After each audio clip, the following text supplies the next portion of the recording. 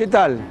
Bienvenidos a Explora, un programa del Ministerio de Educación de la Nación que convoca a prestigiosos investigadores de la Argentina para que nos podamos acercar un poco a los grandes temas de la ciencia contemporánea.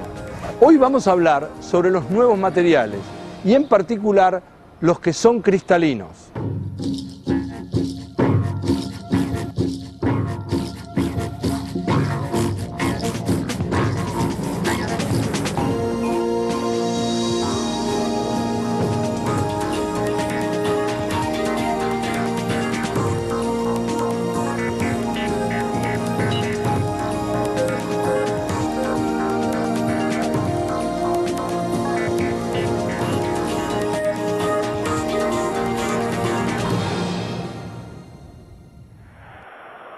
El mundo de los materiales cristalinos es demasiado amplio si uno quisiera describirlo exhaustivamente. De hecho, están presentes en muchísimas cosas y objetos de nuestro alrededor.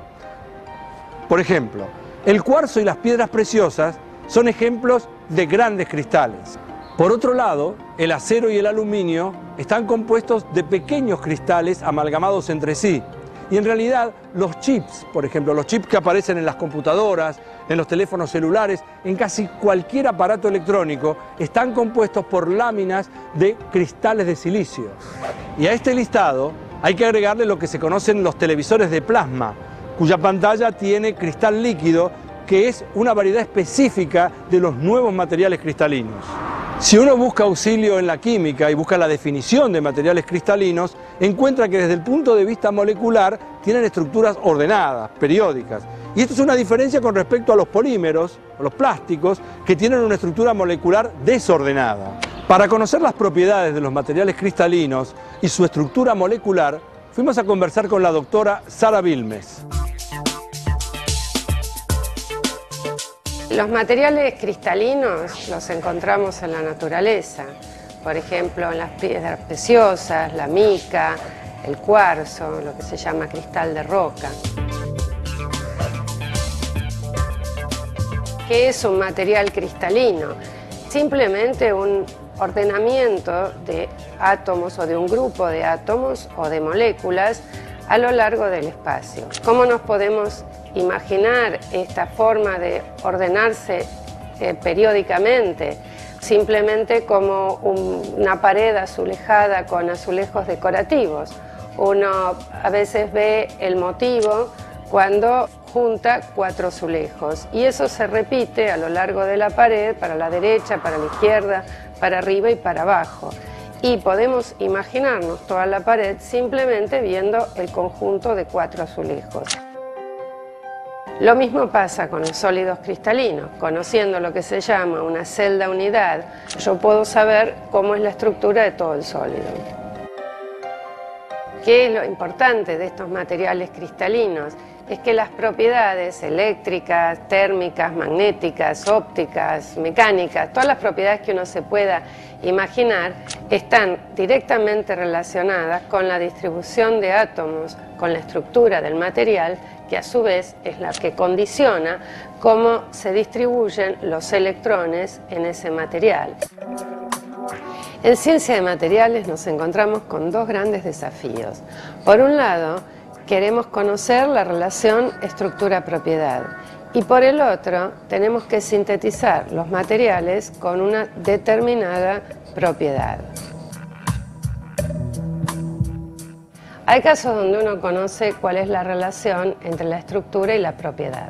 Por ejemplo, sabemos que si cambiamos la distancia entre átomos en una misma estructura cristalina, lo que hacemos es cambiar el color con que emite ese material. Entonces, si queremos diseñar un dispositivo como, por ejemplo, un puntero láser, que los comunes son rojos como el del o el del supermercado, si queremos diseñar un láser, un dispositivo que se basa en un material cristalino, pero que emita en otro color, lo que hacemos es reemplazar algunos átomos de ese sistema por otros que sean más grandes o más chicos, para así cambiar la distancia entre átomos y cambiar el color del material.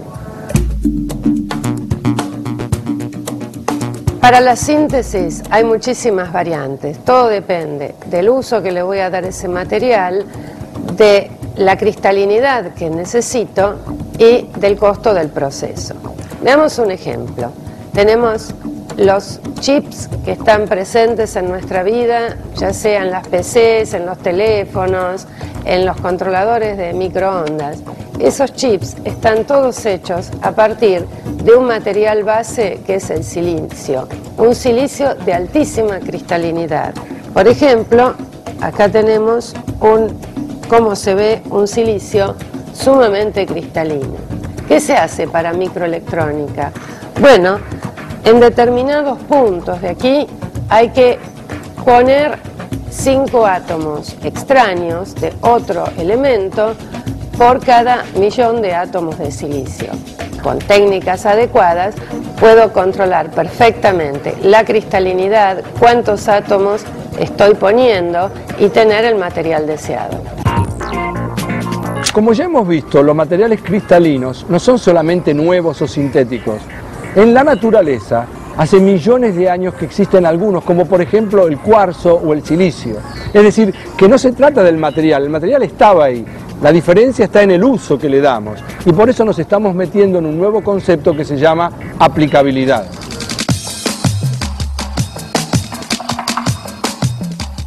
La importancia de los materiales no está dada por los materiales en sí, sino por el uso que le voy a dar a cada material para construir o fabricar algo como puede ser un dispositivo. Y cada dispositivo va a requerir un material particular. Por ejemplo, los chips de las computadoras, los transistores, si bien se hicieron inicialmente de germanio, después se vio que el silicio es mucho mejor y la industria de la informática y de la microelectrónica se basa en silicio.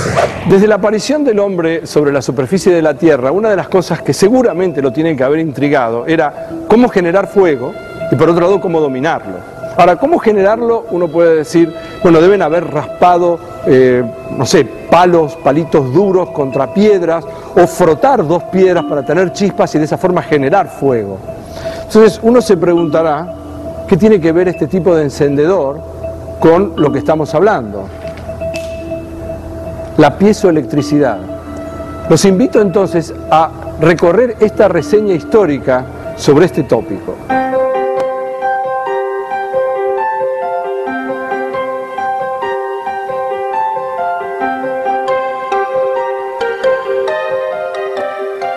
Hacia fines del siglo XVIII, Charles Augustin Coulomb teorizó acerca de la producción de carga eléctrica por manipulación mecánica de un sólido.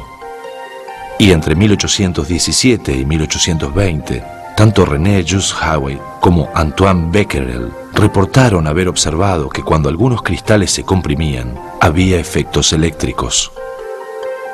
La presión ejercida sobre un cerámico particular lo deforma, induciendo cargas positivas en una superficie del material y negativas en la otra. El primer estudio serio lo hicieron los hermanos Pierre y Jacques Curie en 1880. Entre 1940 y 1965 se desarrollaron métodos de producción de 2 cerámicos piezoeléctricos. En esta época se encontraron la mayor parte de los piezoeléctricos como micrófonos ultrasensibles, el encendedor Magiclick y los relojes de cuarzo.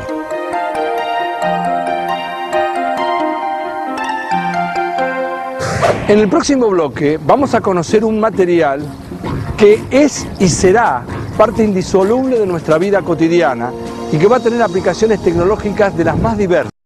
Me estoy refiriendo al cristal líquido. Vamos a conocer también herramientas de alta tecnología que son las que se van a usar para el desarrollo de nuevos materiales.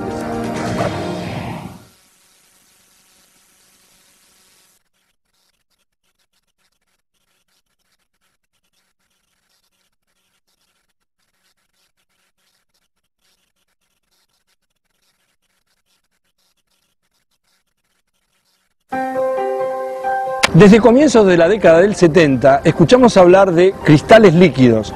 Los cristales líquidos estaban relacionados en particular con las pantallas en blanco y negro. ¿Se acuerdan? Con los primeros relojes, los relojes digitales como el que yo tengo ahora, o con los termómetros que cambiaban de color con la temperatura.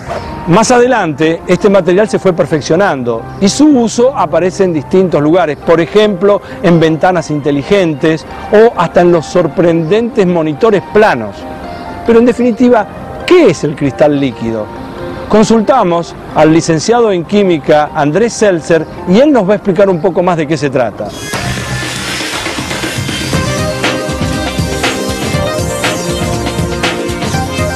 Los cristales líquidos son materiales que tienen tantas propiedades que uno está acostumbrado a ver en los líquidos, como es fluidez, como es el agua, como es el aceite, y propiedades que uno estaría acostumbrado a ver en los sólidos, como ser, por ejemplo, cierta conservación del orden a escala microscópica. Por ejemplo, las moléculas normalmente en un líquido están orientadas de cualquier manera. En un cristal líquido están orientadas todas más o menos para el mismo lado, por ejemplo, que eso uno normalmente solo lo ve en los sólidos. Sin embargo, a pesar de estar orientadas hacia el mismo lado, se mueven, fluyen como en un líquido. Esto permite tener aplicaciones tecnológicas que no se puede tener con ningún otro material, es decir, mantener fluidez y poder reorientar, por ejemplo, las moléculas muy fácilmente y al mismo tiempo conservar el orden que en un líquido uno no lo podría conservar.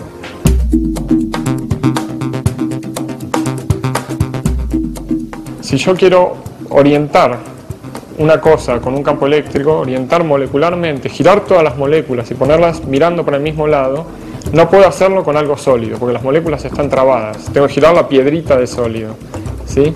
En un líquido tampoco puedo hacerlo, porque cuando trato de orientarlas es mucho el desorden en el líquido y no responden.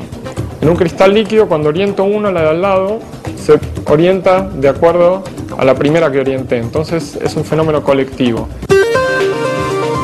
El ejemplo tecnológico más común en lo que, digamos, en donde se ven los cristales líquidos son las pantallas de relojes, de calculadoras, en los que se aprovechan la propiedad de poder orientarlos con un campo eléctrico, que es lo que hace que se prendan y se apaguen, y la diferencia que tienen cuando la molécula está de una manera o de otra en su interacción con la luz. Esa diferencia es característica de un sólido, uno tiene que tener orientada la molécula, y la posibilidad de orientarla es característica de un líquido, de que pueda fluir. Los cristales líquidos generalmente uno se los tiene que sintetizar, uno tiene que pensar qué molécula va a ser cristal líquido, va a presentar estas propiedades. Si uno quiere que tenga propiedades extra, tiene que hacer un diseño molecular, tiene que hacer un diseño de la molécula pensando en que tiene que tener esas propiedades, que tiene que ser cristal líquido, y de ahí en más es mucho trabajo de mesada, de ponerse a mezclar cosas, calentar, hacer las reacciones, purificar, lavar lo que uno usó. Y de ahí más, una vez que uno obtuvo la molécula que le interesaba, tiene que medir y ver si realmente tiene las propiedades que uno esperaba.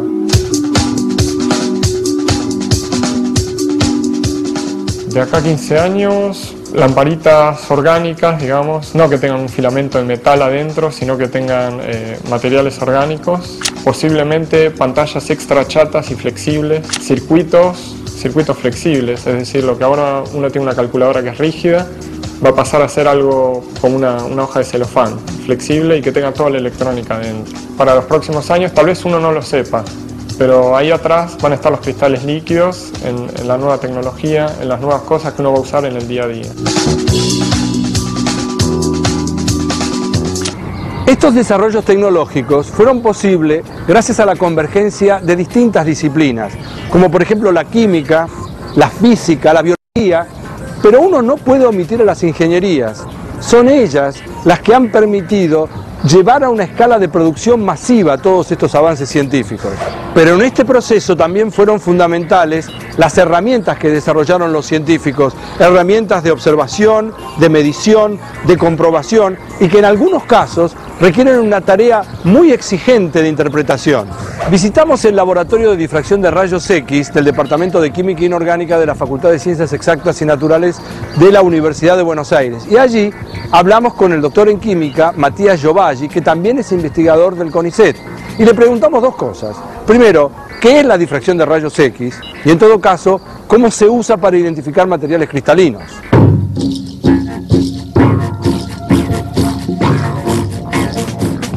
La difracción es un fenómeno característico que tiene la radiación. En particular, estamos trabajando con radiación de rayos X, que tiene la facultad de atravesar la materia, y en el caso de que esta materia se componga de átomos ordenados periódicamente en el espacio, es decir, en forma cristalina, se produce un fenómeno de dispersión en el espacio de esa radiación que incidió anteriormente. Esa radiación dispersada es colectada por un detector generando un patrón, y ese patrón es el que nos permite identificar de qué modo estaban ordenados esos átomos en el espacio. Este equipo, al generar un patrón de difracción en una muestra sólida, nos da de alguna manera lo que podríamos llamar el DNI o identificación de esa sustancia. El ordenamiento que tienen los átomos en el espacio es una característica peculiar de cada sustancia, siempre y cuando sea cristalina. Y eso nos permite identificar un tipo de sustancia o un conjunto de sustancias que de otro modo no se puede conocer. El Centro de Microscopías Avanzadas de la Facultad de Ciencias Exactas y Naturales de la Universidad de Buenos Aires funciona como una unidad en donde se hace investigación básica y aplicada, especialmente en los siguientes campos: en la biología, la química, la física, la ciencia de los materiales, la medicina y la ingeniería. Fuimos a este centro y conversamos con la doctora Lía Pietrasanta, y con ella conocimos dos herramientas que son fundamentales para el desarrollo tecnológico. Son dos microscopios. Uno es el microscopio de transmisión y el otro es único en el país y es de fuerza atómica.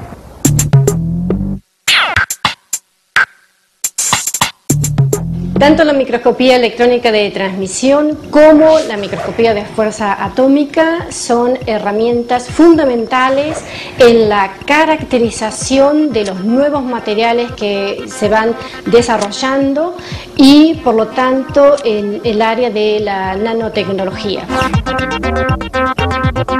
Tanto la microscopía electrónica de transmisión como la microscopía de fuerza atómica nos permiten caracterizar nuevos materiales y, por sobre todas las cosas, material biológico.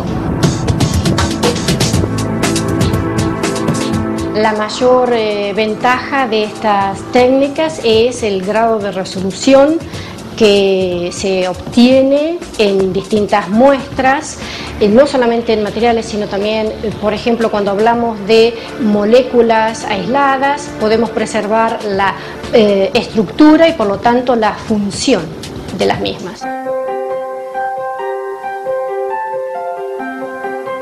Este es el microscopio electrónico de transmisión, que permite caracterizar materiales, así también como material biológico.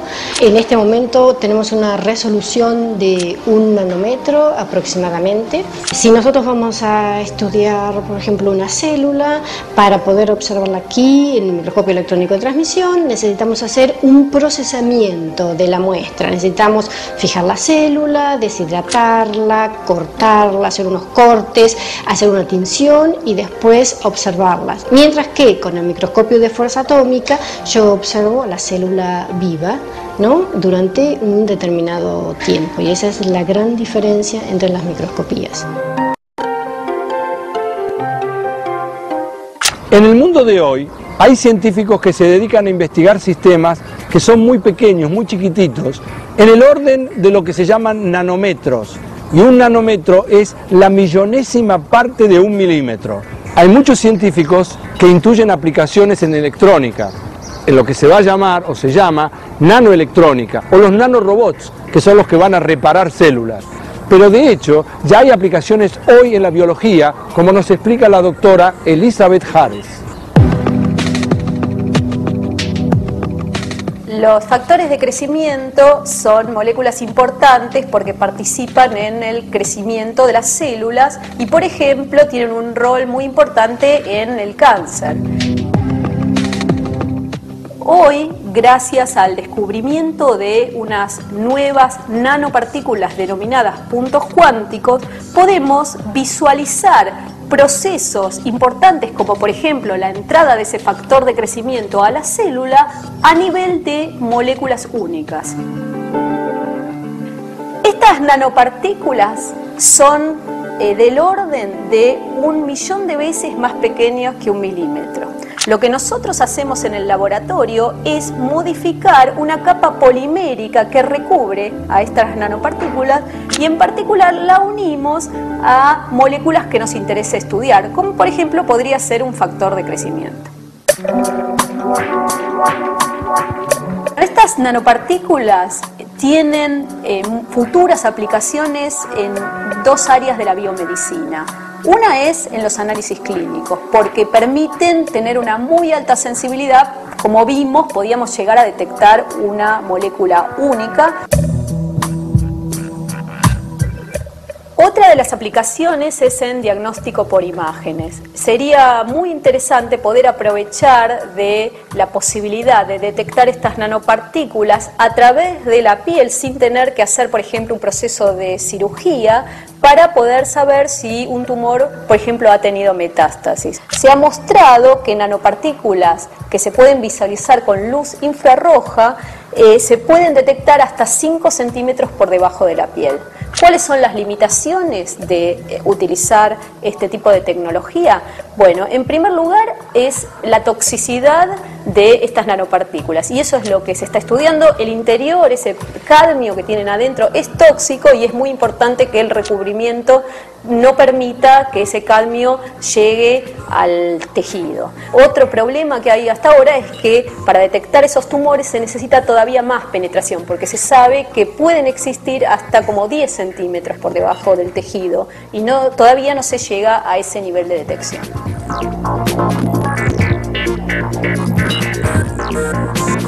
En este viaje de exploración hemos planteado un panorama sobre los nuevos materiales cristalinos, hemos conocido de qué se tratan los cristales líquidos y hasta hemos hablado de las herramientas que se usan en este momento de última generación para asistir en los nuevos desarrollos tecnológicos. Y finalmente hemos visto los aportes actuales y potenciales de la nanotecnología a la biomedicina. Esto fue Explora, un programa del Ministerio de Educación de la Nación. La importancia de los materiales no está dada por los materiales en sí, sino por el uso que le voy a dar a cada material para construir o fabricar algo como puede ser un dispositivo. Para los próximos años tal vez uno no lo sepa, pero ahí atrás van a estar los cristales líquidos, en la nueva tecnología, en las nuevas cosas que uno va a usar en el día a día. Sería muy interesante poder aprovechar de la posibilidad de detectar estas nanopartículas a través de la piel sin tener que hacer, por ejemplo, un proceso de cirugía para poder saber si un tumor, por ejemplo, ha tenido metástasis.